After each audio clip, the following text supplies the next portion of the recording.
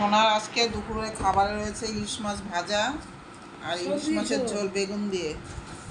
ইলিশ মা বলতে ভুলে গেছে যে ইলিশ মাছ ভাজার সাথে তার তেলটা আছে আর নুন লঙ্কাও আছে।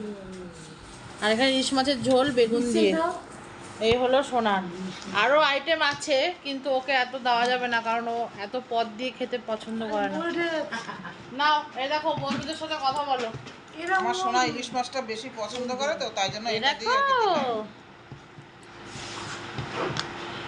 ওইটা দিয়েই পুরো ভাতটা মানে তৃপ্তি করে খাবে। তাই নাকি? সোনার মনে হচ্ছে লোল পড়ে যাবে এখনই। দেখি দেখি, ঢোক গিলছিস কেন? এদিকে মুখে বলে খাবো না, এদিকে আমার মুখ দিয়ে লোল পড়ে। বসো বসো বন্ধুরা, ঠিক আছে, এবার প্রথম বাইটটা দাও। করো করো, এই তো খুব সুন্দর হয়েছে। মাছ নাও, একটু মাছ নাও। অনেকক্ষণ পরে খাবার পেটে পড়লো তো এরকম করছে, সেই জন্য।